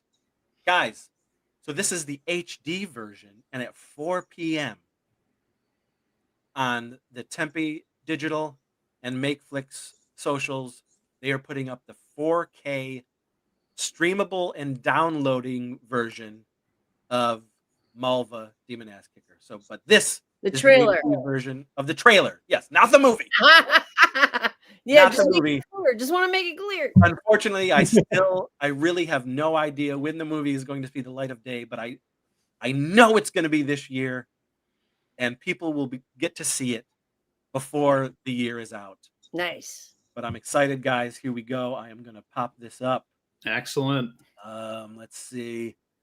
I was just texting Deanna saying that we're about to premiere the trailer, and Oh man, I'm still hoping she'll walk through that door.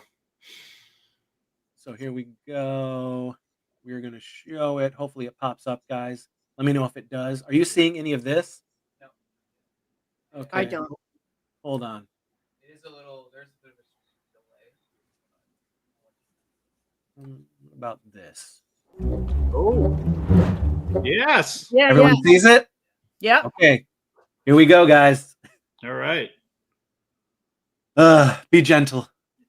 Oh, by the way, guys, this trailer was cut by filmmaker Dave Parker. Oh, he's so good. Nice. And if you're a fan of Full Moon and Yeah. low budget horror films, you'll know him from He's- The Dead Hate the Living Yeah. and The Hills Run Red. He's a huge talent. Huge. Yes. And he was an original fan of the original Mulva zombie ass kicker. Nice. So he cut this trailer. Here we go. Get rid of Josh's comment at the bottom, I think. What? You want to unselect the comment? Oh. There we go. All right. Let Here her- we go. Friends. Here we go. Let's enjoy. You know how much you love things that have to do with happy times? Yes. Fun, Jumping pie, Jiminy. laughing, treats. Yes! We have put together your very own costume party. Happy Summer Week! Happy Summer Week!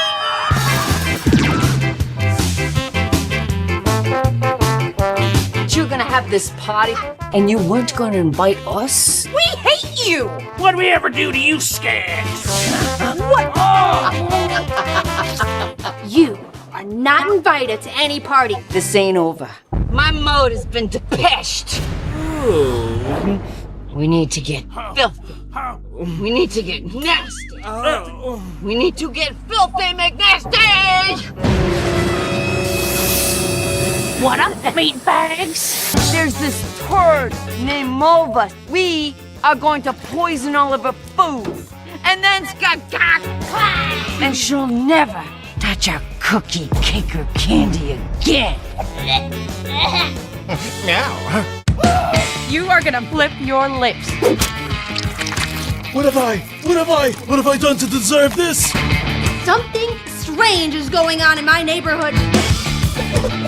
Mulva, I highly recommend you do not go to that Halloween party lady. There may be danger afoot. Oh, you're killing us and folding us at the same time! Isn't this just the best? The sights, the sounds, the smell. Right. It's hardening my nips. Let's go! Use my movement. Holy Christ! I dig it. Who are you? Mulva, demon ass kicker. You think you're dark? I've had sex with Bill Cosby recently.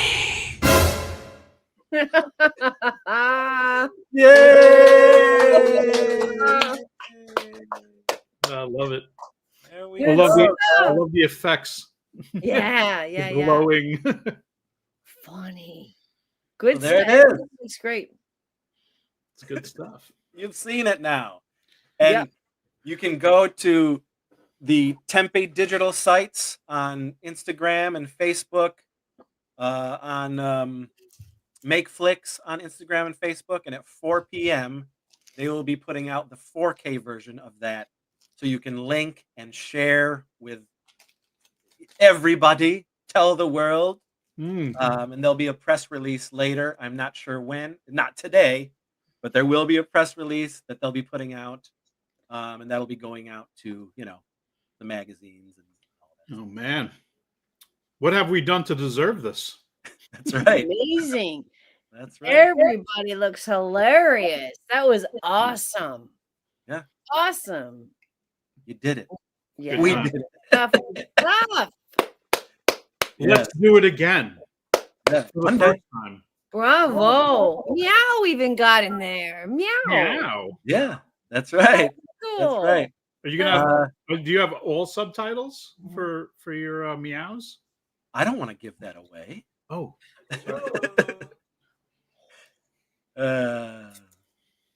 So here's something.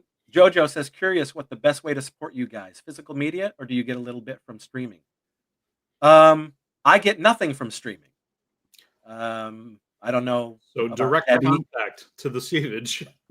That is something that the companies deal with. I don't get anything from streaming, unfortunately. Those deals were made a long time ago, and I've had so many movies that those contracts had no streaming at all because there was no streaming at the time. But this movie, Mulva Demon Ass Kicker, yes, I have a cut of the streaming. Finally. Whoa. When the movie comes out. Holy So the best way to support all of us, Debbie, Bobby, myself, is to buy physical media from us. Truth. And you can just contact us through our various, emails or socials and get a hold of what we have to offer. Mm-hmm. Like Debbie just recently put out a wonderful calendar. Yes. Oh. Which it did come in the mail, Debbie. I got it. Good. I'm glad that you did. Yeah, I think there's maybe 2 left. Ooh. So if jump on it, fans. Yeah, I mean, if anybody wants them, it should probably be a fast move because I'm going to take them to the Romeo and Juliet and Toxic Avenger screening. I have to host. I have to. I'm going to host. You want to. You want to. Host this. No, I want to, and I will. There you go. I'll be smiling and happy. No, really, I will be. So I'll take it to that tomorrow night. Where is that going to be, Debbie? Was that? Where is that going to be? That's going to be in Halifax, Nova Scotia. Nice. A beautiful art house theater. Oh man, back to back. Yeah, double feature just for one night only tomorrow night, the 11th. And if you guys haven't seen, Vinegar Syndrome teased their recent 4K restoration of Romeo and Juliet. Yeah. Coming to 4K disc. It looks like they packed that thing to the gills. Packed it. With the restoration they did with Toxie, this thing is going to look amazing because Toxie looks incredible. Oh, I got to pick up Toxie then. Oh, it looks fantastic. So yeah, that's right. Hoping they do Class of Nukem High. Yeah. Yep. I'm telling you, definitely go and support Vinegar Syndrome with any movie, including the Romeo and Juliet to pre-order. It's so packed. It's got rehearsal footage on there that I didn't even know existed. Amazing. Crazy. It's wild. It's good stuff. Jojo says my mode's been depeshed. Ha ha ha. Yeah. Sean King. Yay! Sean King. Yay! Sean King, who co-shot Mulva Demon Ass Kicker. Nice. And has a secret cameo in the film. Yes. Oh my God. I cannot wait to see that because that was one of the scenes that I didn't get to watch being filmed. It's hilarious. He's great. I can't wait. I'm not going to give it away. But yeah, Sean's new movie is retro 90s shot on VHS slasher homage. Scream Walkers is now out there on streaming and digital. Very nice. Check out Sean King. Yeah. For all of that and look up Scream Walkers. There it is. Scream Very Walkers. Nice. Yeah. Cool. And he's also my director of photography for Victim No More 1 and 2. Yes. Sean is an all-around bon vivant. Sean, maybe you guys knew the Gooligans. Huh? You're wearing the shirt of the Gooligans right now. Sean is one of the founding members of the Gooligans. But incredible. Yes, wonderful man. Yeah. Joshua Scott says, yes, an instant classic. Thank you. I guess that means he liked the trailer. Sean King says, Jeff, man. Jeff. Jeff. Shannon says, yay. Jerry says, that was awesome. Thank you. Robert says, TARDIS cameo. Indeed. Amy, clap, clap, clap. Sean Pinkerton, that looked awesome. Colleen, everything about this is amazing. Thank you. Simon, beyond excited. That was all we could ask for in a trailer. I hope so. Wait until you see the movie. Yeah. I've seen Filthy Big Nasty 4. Them demons in there? This is going to be wild. Yes, those demons are, in fact, in Mulva Demon Ass Kicker. It's going to be wild. And we shot Filthy Big Nasty 4 in 2010. So a long time homecoming for the demons of Filthy McNasty. Chris, hello, LBP fam. Chris, Yay. Chris. Woo! Okay, Sean, lunch break. Yeah. There we go, guys. There we go. So here we are. Bravo! We're gonna Bravo! End To you this. guys. Should I get Deanna on the phone for a second? No, I mean if she's on the phone, come on. We don't want to. Okay. You know, if she was gonna pop in, that would have been great. But yeah, we don't need her on the phone. All right, sounds Just good. know, Deanna, we love you. And, you Bravo, kicked ass in the Deanna. movie, Bravo. It's exciting. Fantastic job as We always. all finally can share this goddamn trailer later today. Oh. Can we just watch it again and again? Get the word out there, and let folks know that it's finally happening, folks. It's here, and we're excited for you to see it. Yep. I'm excited for Debbie and Bobby to see this movie. Oh my god, I cannot wait. I know. But yeah, good, boy. That's right, May. Hashtag free Mulva. Yeah. So thank you guys for showing up. Debbie, Bobby, I love you. 25 years I've known you guys. Love you too. Love you. Dear friends. And thank everybody who joined this live feed more than I thought we would. So I very much appreciate it. Yeah. Thank you can guys. watch it later. Thank But you. thanks. Long live Mulva. Long live Mulva. Long live LVP. Long live Warlock. And so, okay, just so everybody knows, is it tempevideo.com, like to see the trailer at 4? Tempe Digital. Tempe Digital. Tempe Digital on Facebook, on Instagram, Okay. YouTube. They're going to be launching it there, 4 o'clock. Digital. Beautiful 4K version. Ooh, man, that looked great from. And that was just HD. Yeah. Yeah. Seriously. Could it look any better? I don't know. It can. All right, guys. Thank you, everyone, for showing up. You. Great to see you guys. Happy Halloween. That's And right. now it's going to be a great Halloween. Yay! It's going to be a most The best Halloween ever. The best Summerween. I'm ending now. Thank you. Bye. Bye. Bye.